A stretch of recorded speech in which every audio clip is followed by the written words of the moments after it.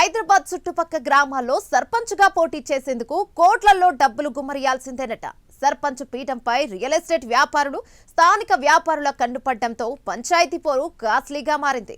ఉమ్మడి జిల్లాలైన మెదక్, నల్గొండ, రంగారెడ్డి, మహబూబ్ నగర్ జిల్లా నుంచి పంచాయతీ ఎన్నికల్లో పోటీకి రియల్ ఎస్టేట్ వ్యాపారులు ఉత్సుకతను ప్రదర్శిస్తున్నారు. పరిసర ప్రాంతాల్లో పరిశ్రమలు, ఓఆర్ఆర్తో పాటు నేషనల్ హైవేలు ఉండటంతో సర్పంచ్ పీఠాన్ని దక్కించుకునేందుకు సర్వశక్తులు ఒడ్డుతున్నారు. అంది వచ్చిన అవకాశాన్ని సద్వినియోగం చేసుకుంటూ భవిష్యత్తు రాజకీయ ప్రణాళికలను రచిస్తున్నారు. రియల్ ఎస్టేట్ రంగంలో కూడబెట్టుకున్న సొమ్మును ఎంత ఖర్చు చేసేందుకైనా వెనకాడకుండా ఉన్నారు.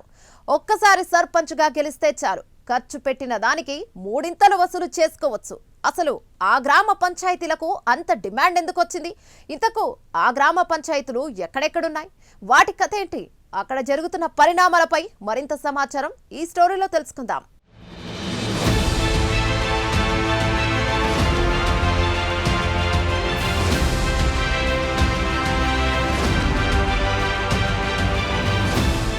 సంగారెడ్డి రాష్ట్ర రాజధాని హైదరాబాద్కు దగ్గరగా ఉన్న జిల్లా కేంద్రం. సంగారెడ్డి జిల్లాలో నాందేడ్, అకోలా, హైదరాబాద్, ముంబై నేషనల్ హైవేలు ఉన్నాయి. అలాగే బెంగళూరు వెళ్లేందుకు బైపాస్ రోడ్డు కూడా ఉంది. ఈ హైవేల మీదుగా లక్షలాది వాహనాలు రాకపోకలు కొనసాగిస్తూ ఉంటాయి. హైవేకు ఇరువైపులా దాబాలు, హోటల్స్, నిర్మాణ రంగానికి చెందిన గోదామ్స్, ఇతర వ్యాపారాలకు సంబంధించిన కమర్షియల్ షాపులు పెద్ద ఎత్తున ఉంటాయి.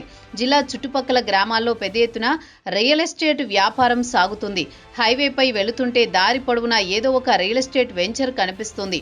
పంచాయతీ ఎన్నికల్లో ఈ హైవేలపైనే ఉన్న గ్రామ పంచాయతీల్లో మెజారిటీ స్థానాలు ఆన్ రిజర్వ్ కావడంతో ఆశావహుల సంఖ్య భారీగా పెరిగింది.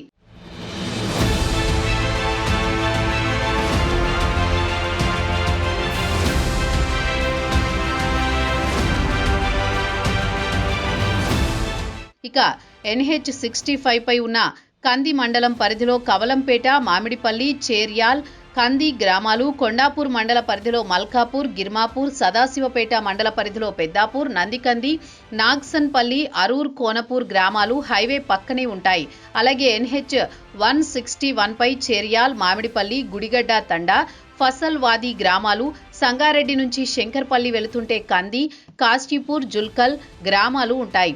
అయితే ఇక్కడ సర్పంచ్ స్థానాలు జనరల్ కావడంతో ఆశావహుల సంఖ్య పెరిగిందని అనుకుంటే పొరపాటే.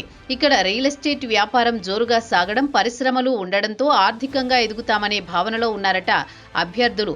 పరిశ్రమల్లో లేబర్ కాంట్రాక్టులు చేసుకునే అవకాశం ఉండడంతో ఎంతైనా ఖర్చు పెట్టి గెలవాలని అనుకుంటున్నారట. గ్రామ పరిధిలో జరిగే ఏ ఎన్నికైనా గ్రామ పంచాయతీ అనుమతి కావాలి. దీంతో తామే కీలకంగా మారే అవకాశం ఉన్నట్టు అంచనాలు వేసుకుంటున్నారట.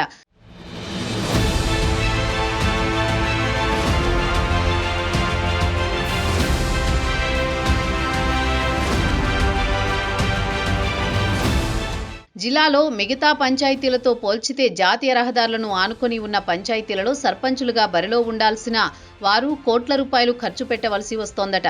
పేరుకు జనరల్ స్థానంగా ఉన్నప్పటికీ కేవలం ఆర్థిక, అంగ, రాజకీయ బలం ఉన్నవారు మాత్రమే బరిలో నిలిచే అవకాశాలున్నాయని కనిపిస్తున్నాయి. రియల్ ఎస్టేట్ వ్యాపారంలో కోట్లు సంపాదించిన వారు భూస్వాములకు మాత్రమే ఎన్నికల్లో నిలబడే అవకాశం ఉంది. సర్పంచ్గా బరిలో ఉంటే కోట్ల రూపాయలు, వార్డు మెంబర్గా నిలబడాలంటే లక్షల్లో ఖర్చు చేసే పరిస్థితి కనిపిస్తోంది. ప్రజాసేవ చేద్దామనుకునే యువకులు, విద్యావంతులు కోట్లాది రూపాయలు ఖర్చు చేసే స్థాయి లేకపోవడంతో పోటీలో నుంచి తప్పుకునే అవకాశం ఉంది. కోట్ల రూపాయల ధన ప్రవాహం ముందు పోటీ చేసే ధైర్యం సామాన్యులు చేయడం లేదు. మరోవైపు పంచాయతీ ఎన్నికల సమయంలో అన్ని పార్టీలు కూడా మేజర్ గ్రామ పంచాయతీలతో పాటు వారికి ఆర్థికంగా అండగా ఉండేవారినే కోరుకుంటారు.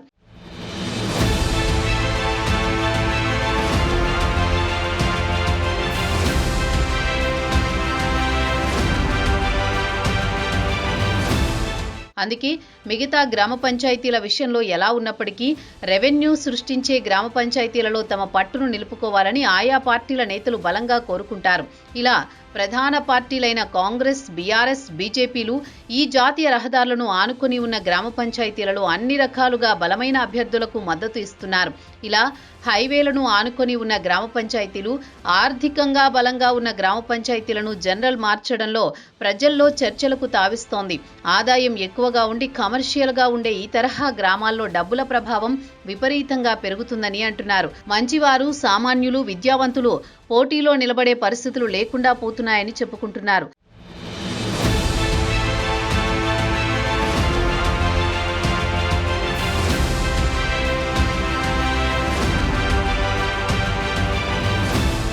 ఇకపోతే కోట్లాది రూపాయలు ఖర్చు చేసి గెలిచిన సదరు నాయకులు గెలిచిన తర్వాత రియల్ దందా కాంట్రాక్టులు తప్ప ప్రజాసేవ ఏం చేస్తారని వాపోతున్నారు. ఈ డబ్బుల ప్రవాహం కేవలం హైవే వెళ్లే గ్రామాలకే పరిమితం కాకుండా హైవేకు దగ్గరగా ఉన్న గ్రామాల్లో సైతం ఈ డబ్బుల ప్రవాహం ఉంటుందని సర్పంచ్ బరిలో నిలిచే అభ్యర్థులు అనుకుంటున్నారు. మొత్తానికి ఈ గ్రామ పంచాయతీల్లో సామాన్యులు పోటీ చేసే పరిస్థితే కనిపించట్లేదని మాత్రం చెప్పవచ్చు. మరి స్థానిక పోరులో ఏ పార్టీ బలపరిచిన అభ్యర్థులు విజయం సాధిస్తారో వేచి చూడాల్సిందే.